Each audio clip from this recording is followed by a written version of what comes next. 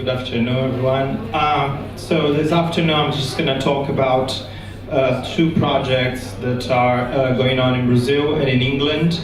So in England, it's called Design Matters. Is in the Department of Education, University of Oxford, and in Brazil, it's called GIASE. That we discuss is an acronym for Social School Architectonic. So. The idea today is I'm just going to show you guys the two questions that kind of guide the two projects. The first one that's more related to the design matters is how do the designs of new schools impact on the students, teachers and parents? And in Brazil we're looking at how do the design of new schools and its relationship with a distinct physical spaces contribute to different possibilities of social relations, positions, and artifacts of mediation. So I'm gonna go through a little bit about what we have in terms of the common discussions we have in both groups.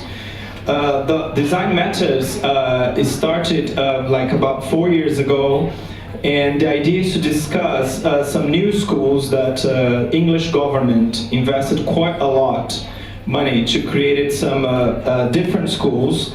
Actually, they call the schools that people wouldn't go back to traditional. And in Brazil, we're facing some government policy changes in terms of the time the students stay in school. So the time I grew up and I studied there was about 4 hours, 5 hours you stay in school. You either study in the morning or in the afternoon. And now the government is starting with those all day long schools. So you start from 7 o'clock in the morning, leave at 6.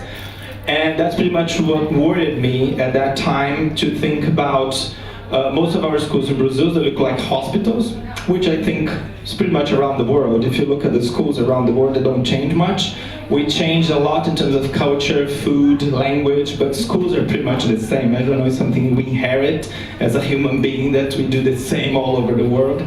So that amazes me too, so how much we cannot change in terms of school's tradition.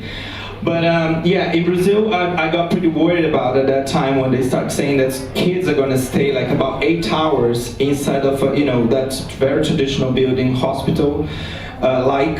And for me, I was just thinking about that we're not going to have citizens in the future. We're going to have probably very sick and crazy people, taking lots of medicine, because I can't stand 4 hours in a classroom as an adult. I'm just thinking about a kid or a teenager staying all these hours inside of a school that doesn't offer much in terms of the design. That's the idea here, is to look into the design of the school. Yeah.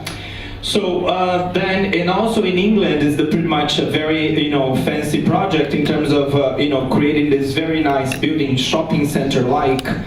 And that's going to solve the problem of education. So we as researchers, and pretty much very critical in some terms, we just we work with language, not much with, we're not from architecture, we're not from any kind of construction, whatever background. But we as educators and we as teachers and work inside of schools quite a lot, we think that we can also pinpoint some of the stuff that constructors, designers, people that are involved in terms of creating the building could listen to and could get some of our point of view. So what we are discussing either in Brazil and in England is the school building can tell students who they are and what they should think about the world. Well-designed classrooms could improve pupils' progress by lessons as much as 25%.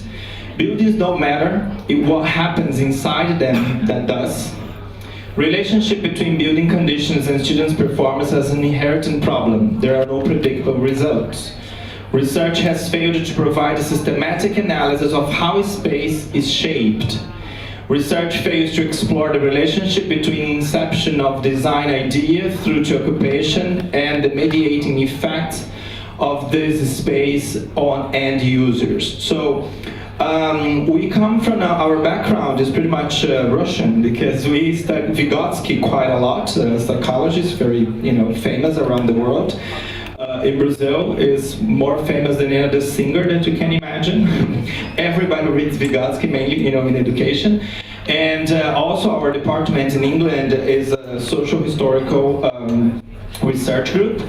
And that's the idea of to bring this insight of the concepts of Vygotsky to look at the building and look at the design. What we're expanding in terms of the notions of, as England was looking pretty much of the post-occupancy moment, and in Brazil I was looking into the schools that try to implement something new in terms of the space and the design, and looking into how much data I could collect to offer to the constructors when they start thinking about changing their schools. But in England they were in a different process. They actually had already created the buildings, and we're looking in England. We were working with 15 schools around England, and we are looking into post-occupancy of these new buildings.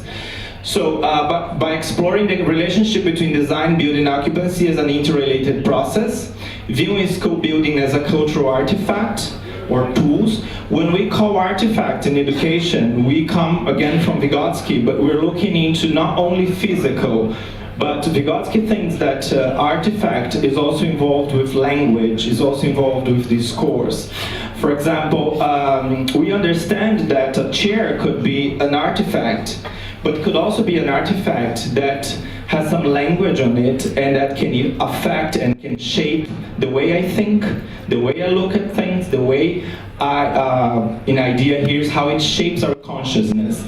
This could be a very interesting example, for example, of when you go to a school and you look at the board and you see what is there. Signs and regulations, all the organization of the furniture. This for us is an artifact in terms not only as a piece of object, but also something that mediates the way I behave, the way I see things. For example, if I put you guys like here in line, in rows, I have an expectancy for this. So why do you do this in school? Because we want them to be quiet, we want them to be, silent, and we don't want much interaction. So then they just listen to my lectures for 10 years, and then they leave school, and then when they get in the company world, your boss comes and says, you have to think out of the box. And my question is always like this: you put me in a box for 10 years and now you want me to think out of the box. So it's very complicated, yes, because, and we look, before we started, we looked very much into the kindergarten schools. It's pretty much interesting how kindergarten teachers do very well with the space. If you look at the kids, they use the space in so many different ways. We look and you get in a kindergarten classroom.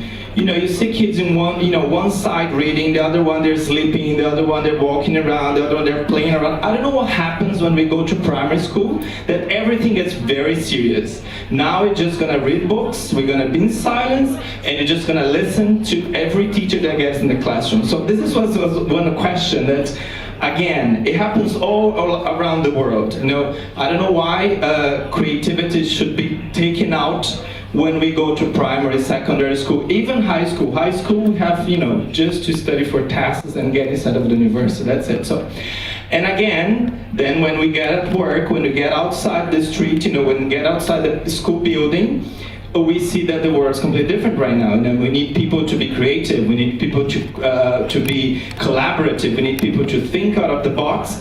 But then the school doesn't talk to what is happening around the world. When some people, in education, we can discuss the 21st century skills, which schools are pretty much far away from this, yes? And we also, to think all about this, we have to think about the building and the design of this school, yeah? So, and that's why when we say that viewing school as a building as a cultural artifact, because we're looking how we're shaped by this building, or we're shaped by this space in terms of how we see the world, in terms of how we look at our relations of power and control inside of a space, yes. So which mediates the actions of teachers and students. In Brazil, we're using another Russian guy's Bakhtin because we talked about, Bakhtin discussed about, many years ago, talked about the architectonic form when he says that language happens differently in different places. For example, if you think of the agoras in Greek time, so the way people discussed, the way people talked was different. Also because that space was can propitiate that kind of talk. If you think of the Parisian boulevards, the way people talk there was different. So why the way we talk in school? So he talks about that language is also shaped by an architectonic. When he talks about architectonic, he was at that time kind of making friends with architectures. And looking into the space is also a place for production of discourse, as a place, you know, that according to the design, some discourse can happen, some not. Yes, for example, just because of the organization of this furniture here, it's very hard for me, if you think about a school, I ask collaboration for all the students. Because this, the way it is here, it doesn't propitiate a discourse of collaboration. It's going to propitiate a discourse for lecture, for some people hands and say, ask me a question, but that's pretty much that. So that's the idea when you look into architectonic forms. So the situation of communication, space design propitiates specific forms of interaction. Relations of power and control, we looked into a lot this in Brazil. Translated into forms of communication, so the social positioning. When we talked about relations of power and control, is because we understand that this space is also constituted by power and control. So there's no use for you to create a very collaborative workspace or a classroom space with beautiful design, beautiful chairs and cushions and everything, but people that use that space, then I'm talking about teachers and heads, don't understand what is the pedagogical thing involved in that space. For example, I visited a school in Rio. I gave this example 2 days ago in a talk here. It was very interesting. It was pretty much like this, the school, open spaces, lots of cushions on the floor, students could sit with their laptops and work. But then when I came out with the head, the principal, from her room and walked around this open space, I could clearly see students changing completely the way they were. Like students were on the cushion, they start to be straight, they start, kind of trying to fix their tie, and then she was walking around and she was saying, okay, move your leg, you can't be that close to that guy, you can... So then I was just like, okay, she's destroying the design. I mean, the design is beautiful, but then the people that are using the design are just completely destroying the space. Because for me, I was just like, I'd rather sit in a chair to be straight, and look at you the way you expect for me to do that on a cushion, because then a cushion is much harder for me, You ask me to on a cushion, to sit properly on a cushion is kind of insane. So then when I was visiting these schools, I also went to some schools in Portugal and different states in Brazil. I would say that people were coming with very creative ideas in terms of school design or classroom design sometimes. But then the culture, the traditional culture of education was so there that people couldn't move a little bit forward and to rethink about that. And the funny thing that when I went to University of Oxford for my PhD, I found the same thing. So I was pretty happy that it wasn't only in Brazil, because we're from Latin America, just thinking that we're bad. But then when you got in Europe and you see that people are doing the same, we felt like, okay, so let's try to find an answer for this, because everybody's pretty much doing the same. So. And also we looked into verbal visual artifacts. So verbal visual artifacts, when we got inside of a space, we looked at everything that's written on the walls, everything that the signs and the colors are used, just to understand, how much of identity is there. In our case, for education, we're pretty much worried about the student's identity. An example for this, for example, have you ever guys lived in a hotel for a short period? I don't know, when you got in a new company or something. In Brazil we call flat, but flat in English has a different meaning. But because it's that space that the company pays you to stay there for 2 months, but it's not really your apartment. So you sleep there, but you don't live there, because you don't have a picture that you like, you don't put a rug that you like, because you're not part of that space. Yes. So I have lots of friends that they travel around the world, and then they have to stay in this kind of oh, the company's paying me to stay here 2 months in this hotel until I find a house and stuff. But when you talk to them, they feel horrible because they get tired, because you have the feeling every day that you're sleeping in a hotel. So for us also to think of the school, we should think of the school as not also a hotel for the students, because when we look around and we get in a school and you look around and don't see anything from the student's identity, for us is something like, okay, it's beautiful, it's colorful, but where's the student's voice in this space? So this is also for us counted in the design, because for us, as we're looking into the user's perception, we have all the things behind to understand why a design is working and why it's not working. Not just come in and say, okay, it's not working because they don't know how to use it. Yeah, so which is pretty much an answer. This is Vygotsky, as I said, about the artifact. So in terms of power and control, we use Bernstein. He was a sociologist from University of London. And this is pretty much, there are lots of principles in Brazil and hats. We kind of created a table for people to get inside of a space and try to understand this space in terms of what we're talking about in this research group. So Bernstein go with pretty much a table and classify that space in terms of power and control. For example, he has classification, which for him is that the nature of space is stratification, distribution, location, power relations translate into principles of strong and weak rating. For example, you get in a school and you see how much students can walk around the school.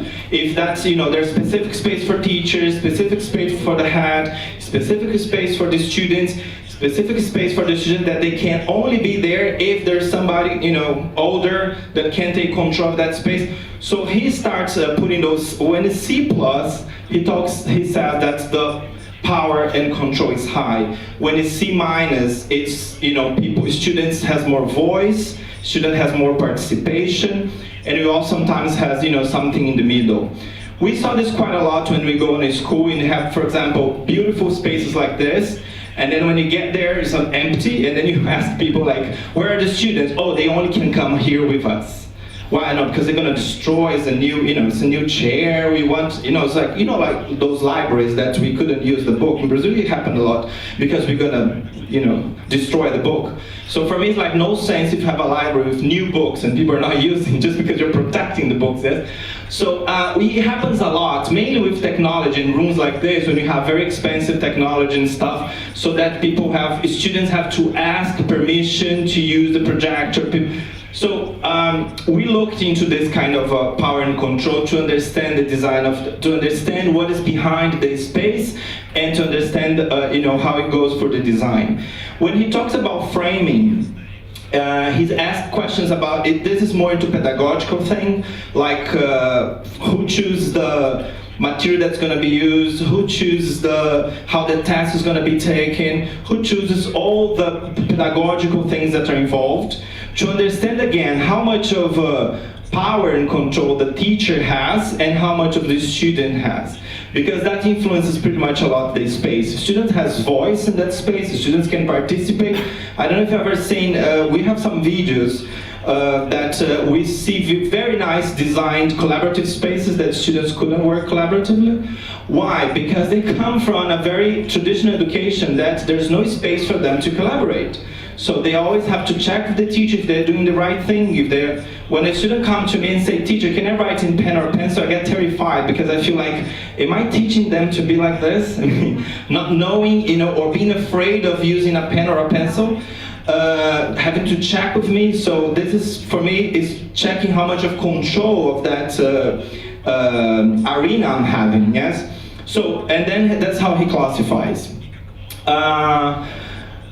From architecture, we got this. This was actually one of the first things from architecture that, when we start looking at the buildings. So humans shape their buildings through design practice, social agency affecting spatial structure. So humans shape their organizations through management practice, social agency affecting social structure. The buildings shape organizations, so spatial agency affecting social structure. Both organizations as well as buildings constrain agents in their behaviors, social structures and spatial structure agency affecting social agency. So for us, this was pretty strong when we read that, because we understand how much all the things that we're talking about are all interrelated when you're thinking about a space, when you're thinking about recreating recreating a space or design a new space, and how much of the human use of something can either work for your design or can actually destroy what you thought about, yes? So, in the Design Matters project, we went to different phases. So first of all was to look in the vision process, so vision, architect, build process, the final building, and the occupation of the school. Because we understand the three phases to understand what was happening there when the students were using it, yes? So, from the school, the first school that we looked into, then I'm going to show you guys the pictures. So in terms of the vision, design, and build, County Council developed vision, so school involved initially. Spaces to promote personalized learning. This was all written when we got the floor plans, when we talked to the constructors and to the people involved in this school. Spaces to acquisition of instructional regulatives. So when they thought about this space, and we looked into the school, pretty much would be very low in terms of students could have lots of spaces for them to participate, lots of collaborative spaces, lots of classrooms without, they use pretty much lots of glass wall so that everybody could see what's happening in the school. But then there was a conflict between design and build contractors' motives and lack of integrity, and space is not fit for purpose. There's some very interesting ideas that we couldn't, as teachers, as educators, understand what was behind there. So, when you get to that space, it's like, okay, beautiful, but I have no idea how I'm gonna put 35 kids here, 9 years old, working in this space. I mean, there were some, for example, spaces with those very fancy stairs, and then the students, when they go to the second floor, they use spit on the students that were down. So, because as we work, in schools, I mean, we know what happens in the school, but again, there's some stuff that was very hard for us to think about kids using, and not because we were trying to control or think, okay, this is not going to work, but some stuff that could be done differently if it was, I don't know, if we could have was asked a teacher or a head or somebody a little bit involved in that space. Occupation, so current head does not affiliate to the design vision for personalized learning, traditional curriculum model, strong framing of instructional discourse, and adaptations of informal and largely ineffective. I'm going to go through this showing you guys the pictures. So this pretty much was the vision. This is what came at the end.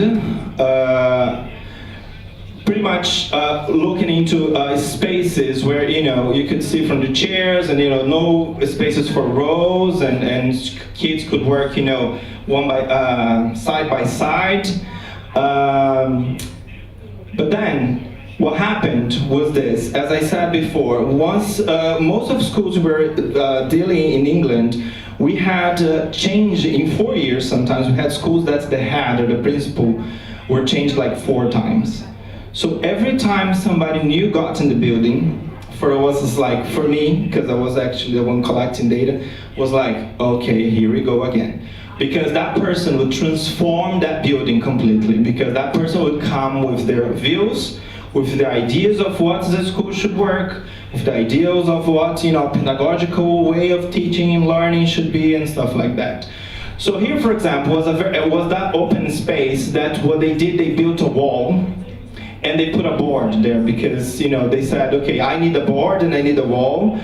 But then, if you think about that student behind that pillar there, for him it was like hell to watch what was happening in the class, because now we got this board here, and when we were trying to watch the class, because of these walls that came out to kind of close, and this is another interesting example, for example, look, they moved furniture to close the open spaces.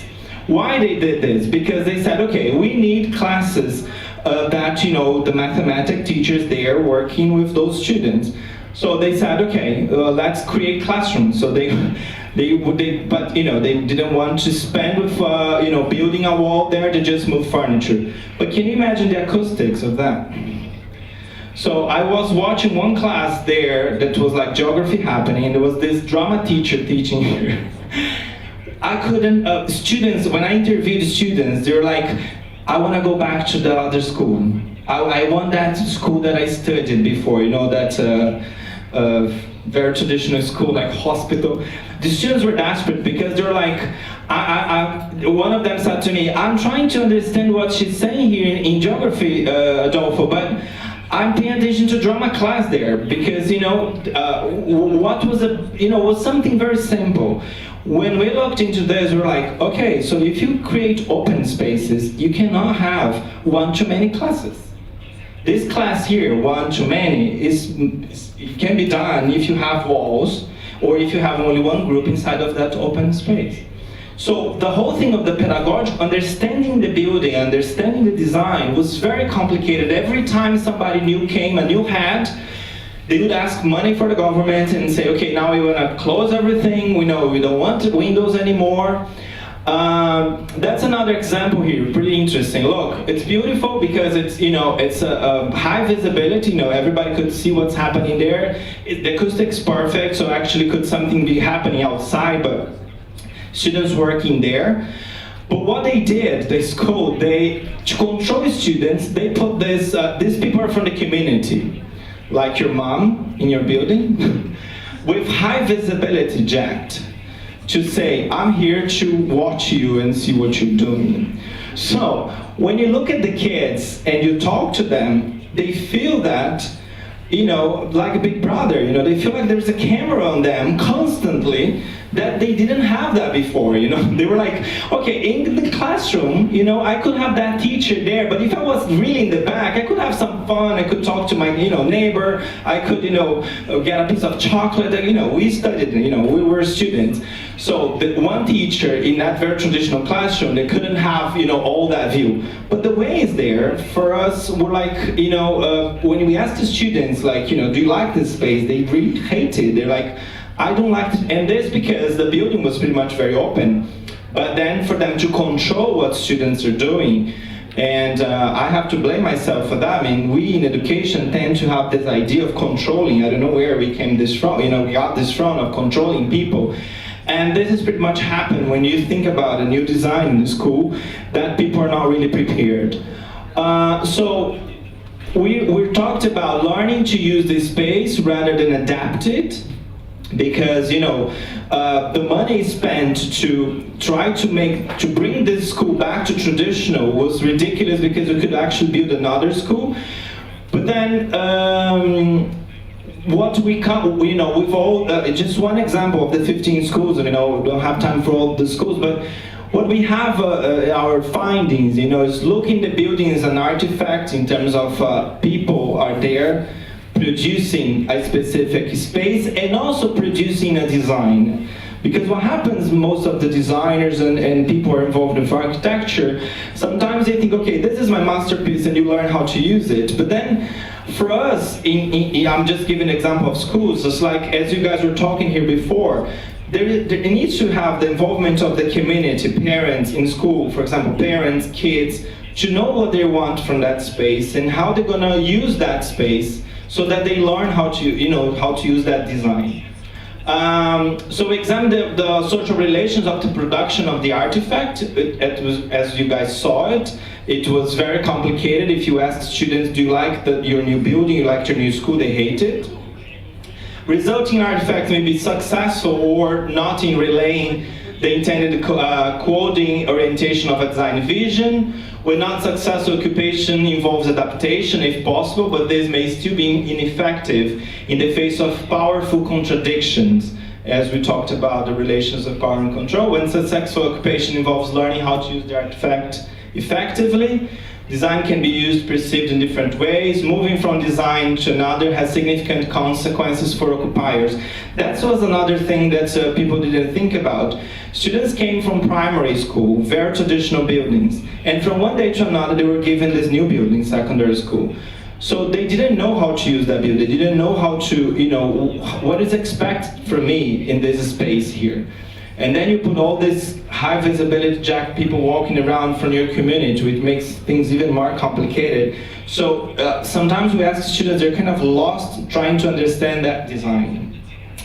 In Brazil, we looked into something a little bit different in terms of, we looked into the visual, physical, and verbal, because as we don't have the new buildings, but I wanted to understand how the culture and the social position, the culture of the school, the parents and students, and how that interferes in these three areas, visual, physical, and verbal, that creates these artifacts of mediation that then, when we say internal scores, is what I'm going to show now from the people there. So the example I brought from Brazil is that the council developed the vision, no school involvement, no community involvement, nothing.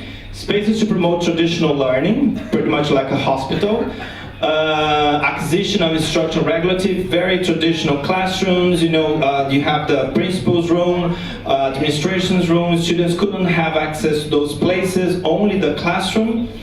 And for them, the idea for what they planned before, spaces fit for purpose. Occupation, head does not affiliate to the design, that's something happens opposite. So the head is not happy with that design of the traditional school. They look for a personalized curriculum model, and they have very weak instructional discourse, informal adaptation, and largely effective. School integrates the community, health center, and police services. This is what they did, very traditional Brazilian building. Look like, it's a small hospital, but it looks like a hospital. So, but what the head did here, she said, I don't want this school to be closed for students. So she tried to find with the mayor to bring a health center inside of that building. So if a mother or parent would need a vaccination or something, those quick things we do in a health center, she brought a little bit that inside of that building, and also she brought the police center in that building. For example, something not complicated happened to you, a robbery like of a cell phone or something, you could go there and talk to a police officer inside of that building. So that building then became part of the community. You get there thinking it's a very traditional school, but then you could see like parents walking around, you could see a police officer there helping, a mother telling something that happened, whatever in their house. You could see another mother going there to get medicine for the kid. Brazil, the government gives medicine for free in some cases. So you could see their parents going there to get some medicine and stuff. And when you walk around in the building, there's lots of sayings about how to be gentle, how to love each other, how to be nice to each other, and things about do get your vaccination. This is talking about also about vaccination. And then when we got in the classrooms, we're like, okay, very traditional classrooms, but then I asked the teachers, like, why did you put the chairs together? She was like, we don't have space to make semicircle or any kind of stuff, so we put, at least they could work in pairs. But she said, but then we have another room that's kind of the library thing, the small library thing they have, that we have a big table that you could clearly see that this wasn't in the design, they just put the tables together to create this collaborative table here. And there's the other place where they could have that chair with 3 students around. So she told me, like, what we try to do, we don't teach in only one class every day, so we change classes at least 3 or 4 times a week so that students could have, we prepare different classes. When we want something more collaborative, we just go to this room, or sometimes it's something more, lectured, so we teach there. So that's how they adapt the space, just some pictures to see how traditional the school is. But then the funny thing, like when we asked students how they felt about that space, they were pretty much proud of that space. And so the design, we saw the design building as an artifact. Traditional design, strong use of verbal visual components produced from the students generates different people's perception of the design space. So when we walked in the building, we found, like the picture I showed you before, lots of things on the walls from the students' production. And this can be very tricky because sometimes I say, okay, most of schools we see students' production, but then I ask them, like, okay, do you produce, the teacher corrects, and then it goes to the wall? They said, no, we produce and we put on the wall. We have the freedom to go there and if we create something to put there on the wall because the wall is ours. So it's not like something's regulated in terms of, okay, you write to me your project, I correct it, and then I put it there after I believe it's okay to be on the school's wall. That happens in most of schools. So that was, for me, was very interesting because they said, no, if you want to discuss something, we saw in the news that people from Rio de Janeiro were not kind and they were like very upset. So we did this project here and we put there how to be kind with tourist people when they come to Rio. Resulting artifact may be successful or not in relating to the intended orientation of people's perception of a design. So the pedagogical practice, as I said at the beginning, the head was very unhappy with the design of that building and started creating possibilities inside of that space. When not successful, occupation involves powerful contradiction of staff involved. When successful occupation involves learning how to adapt to the artifact effectively. That's another thing. When we talk to the staff, you know, they were pretty much happy with what was happening there. And some of other schools that we were working, the head had an idea, but then when you talk to the teacher, they were like, no, I don't like this open space. No, I don't like this classroom here the way it is. So we could find out that, okay, that's not going to work because, you know, some people are thinking in one direction and some other are going to another direction. So here, maybe because they didn't have the means to create these beautiful classrooms, but everybody was involved in saying, we had meetings to say, we don't want that classroom, you know, chairs in rows, so we want to make a different space. So that's what we got there. So both research indicated the occupation use of a design space happened through the relations of power and control, cultural artifacts, semiotic acts, when we say, you know, what is written and what's there on the walls. Social human practice would generate discourses, intentions, semiotic mediation, social positions that can alter, create a specific design. So the idea of our project is to look into all this, how this can affect the design of a school, and maybe, you know, have some steps before. For example, in some schools of England, when we talked to the head, they were like, okay, we wish we were more involved in the very beginning of the process so that we could actually say to the constructors what the building we want for our community. Not the building they thought it would be interesting, bring this masterpiece and put it here, which looks very beautiful. It may work in another neighborhood, but in our community, we're expecting something different. So all these people involved, we understood, and we're still, you know, the project is still going on. We're still crunching data and looking to more perspective. But so far what we have is this importance of, you know, the involvement of lots of people in it. I think this is what I have to say, and let's open for questions. Итак, ваши вопросы. Поблагодарим Адольфа. И вопрос, пожалуйста. My name is Jan Slovak. I would like to ask, you are from Oxford right now, and you must know the new Biochemistry Building. So I heard from the director, Kim Nasmith, that it was just his dream, and his dream realized. Do you know about the employees, whether they share his opinion? No, I mean, not much about. I mean, I know the building, but I don't know much about what, you know, what was the involvement of you know, of all other people there. So it's just to know what is happening. I mean, we. Anyway, we are in the Department of Education, sometimes get a little bit isolated because our project, you know, people sometimes in education don't want to talk about design or talk about construction or anything like that, but we're seeing is, you know, something important once there are so many schools now trying to change and rethink about space. Not only schools, I mean, we're all thinking about the spaces that even the space that we live. you know, we're trying to rethink these spaces. So, but yeah, I don't know much about what is happening there in terms of the building. Следующий вопрос здесь.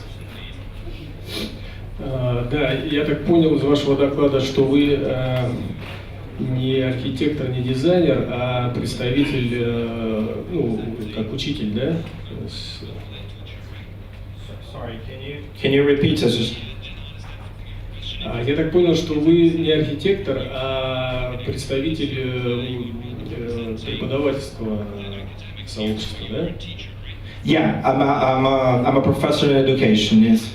Да, у меня такой вопрос. Я архитектор. На каком языке вы разговариваете с проектировщиками? Потому что, ну, как сейчас, я думаю, и у вас в Бразилии, и у нас в России проектируются школы.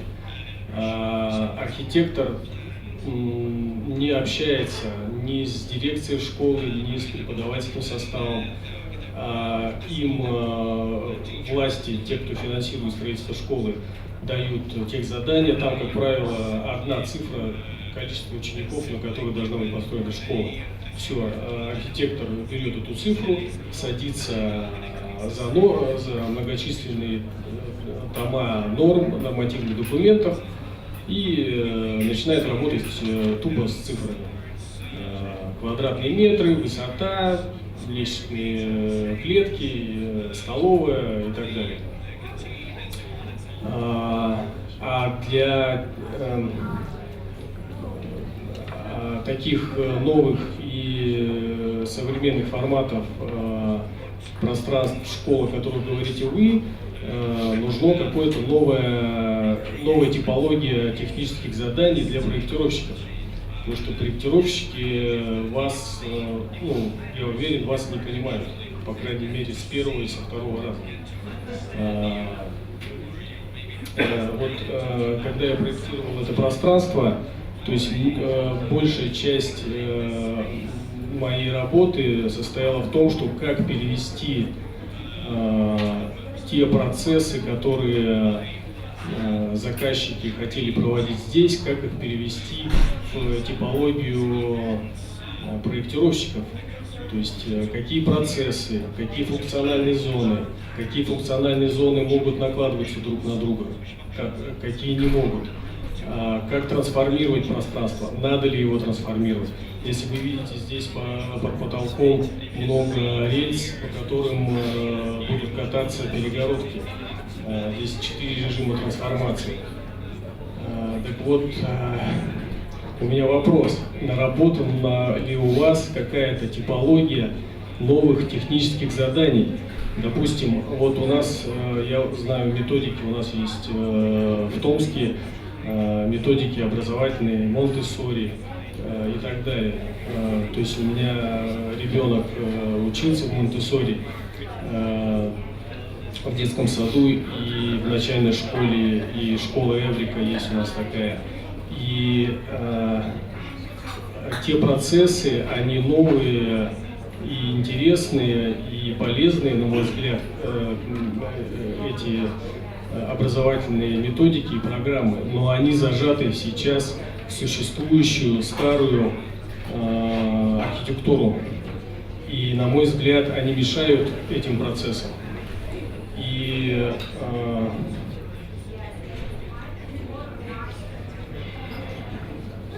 ну да, то есть я повторюсь, мой вопрос в том, что если у вас большой опыт работы, вы, я так понимаю, вы работаете переводчиком с языка запроса преподавательских коллективов и дирекций школы на язык архитекторов и дизайнеров.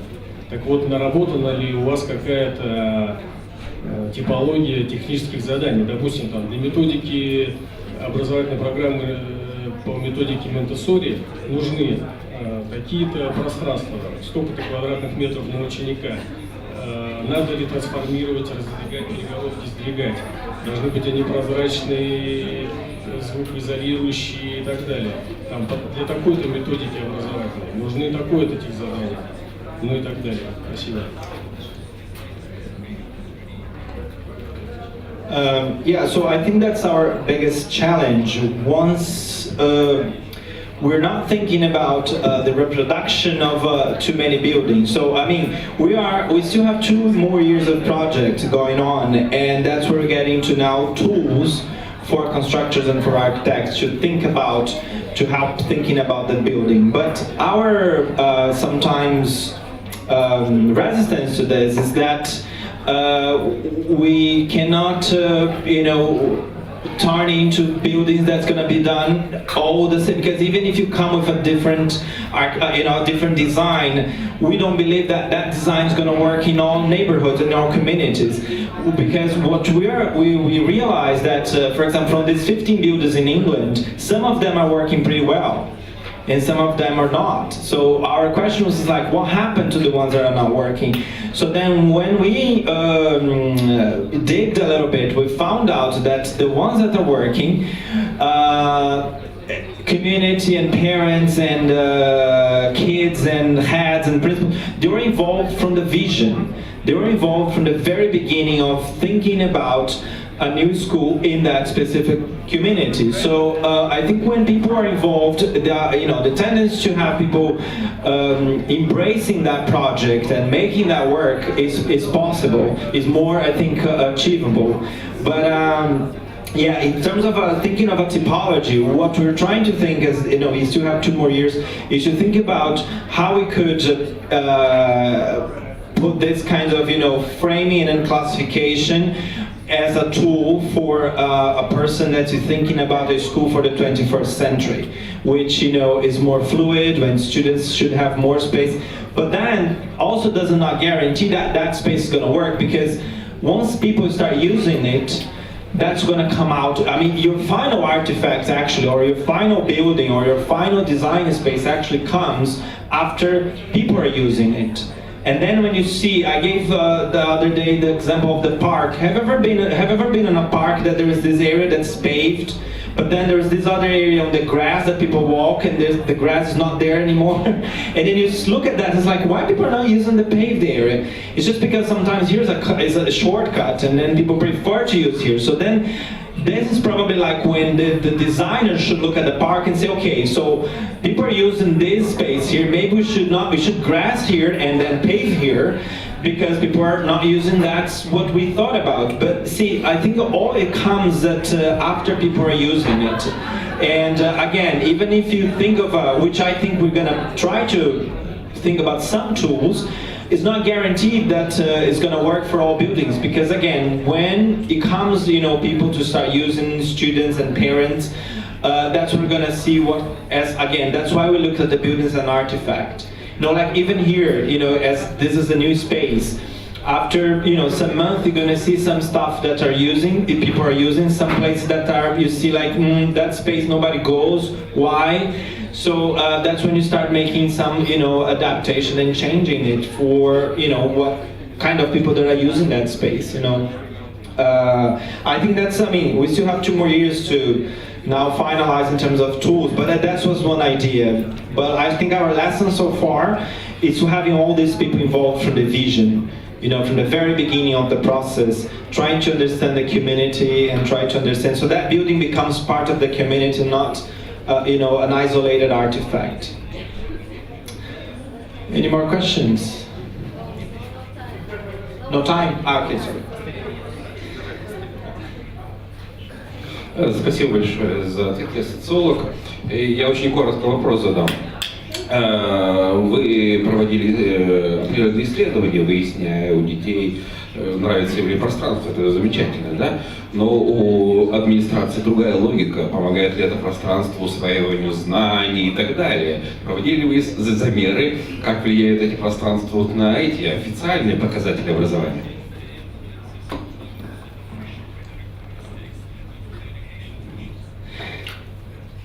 Yeah, well, actually, you know, what we did student connectedness, which was, you know, kind of trying to understand from this questionnaire how connected students were to that space. You know, if they feel safe and they feel that space is easy for them to walk around, which spaces they felt more comfortable in using it and or not using it. So, and this questionnaire of students' connectedness was just trying to understand their perspective of that building. And also we did different approaches. One was for them to write an essay. How do you see your school, your new school? And then, you know, just see what was coming out from their minds. And then some directed interview in terms of, you know, why don't you like to use that specific space there behind? Or what do you think of this new space? And what's happening in your classroom? And trying to get, you know, different points of view what students were feeling and how connected they were to the building. So, you know, in terms of the design, that's what pretty much we're trying to do. I think that's it. Спасибо большое. Thank you very much.